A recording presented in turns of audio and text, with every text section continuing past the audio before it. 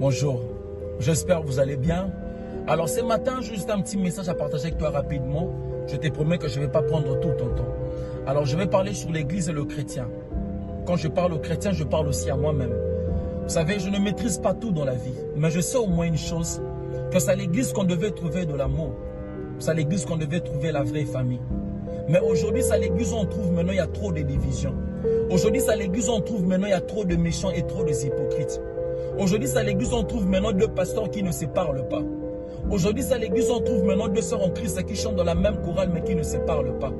À quoi sert d'avoir des Bibles mais s'il n'y a pas l'amour entre nous? Pendant que les païens sont en train d'avancer ensemble, nous on garde des rancunes dans nos cœurs mais avec des Bibles en main. C'est par là que j'ai fini par comprendre que c'est souvent au milieu de gens qui donnent l'impression d'être trop aimés Dieu qu'on trouve des hypocrites.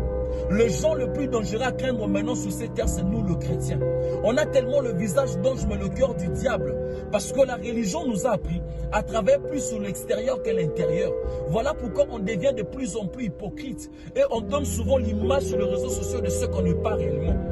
La religion nous a appris à ne pas écouter la chanson des Fallets, de ne pas boire de l'alcool parce que c'est un péché. Mais parler du mal des autres derrière leur dos, là, ce n'est pas un péché. Nous sommes le premier à juger, à condamner les autres. Mais parfois, tu es incapable d'enlever la poutre qui est dans ton œil. Personne entre nous a le droit de pointer le doigt sur les autres en disant que celui-là, c'est un pécheur. Parce que nous tous, on pêche. Personne n'est parfait. Mais mieux vaut celui qui est sincère dans ses péchés que celui qui fait semblant d'être saint. C'est souvent des gens qu'on traite comme des voyous. C'est eux qui sont là à côté de nous pendant nos moments durs. Mais nos propres frères de l'église, c'est eux qui sont les premiers à nous tuer derrière notre dos. Si nous sommes incapables de montrer l'amour entre nous, à quoi sert d'aller à l'église chaque jour? Avant, on savait que l'église était pour gagner les âmes. Mais aujourd'hui, maintenant, l'église, c'est le business. Tout le monde veut devenir pasteur, tout le monde veut devenir prophète pour leurs propres intérêts. Comment expliquer sur une même avenue, il y a 5 églises? Si on sert tous un seul Dieu, pourquoi ne pas travailler tous ensemble? Comment expliquer dans une église que le pasteur qui devient de plus en plus riche et le fidèle devient de plus en plus pauvre? Comment expliquer dans une église que le pasteur et ses enfants qui voyagent et les fidèles qui sont là pendant 15 ans ne voyagent jamais?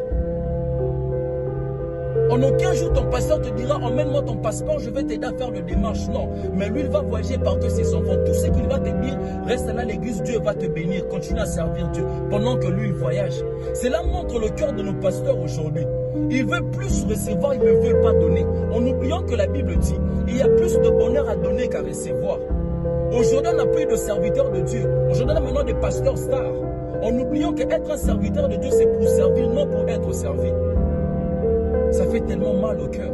Je ne suis pas contre le pasteur, mais je suis juste contre tous ces pasteurs manipulateurs.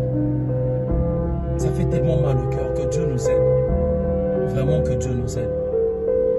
C'est juste ça le petit message que j'allais partager avec toi. Champion, ouvre tes yeux. Ne te laisse pas manipuler aujourd'hui par un prophète ni par un pasteur. Ouvre tes yeux, champion. Que mon Dieu vous bénisse. Merci beaucoup.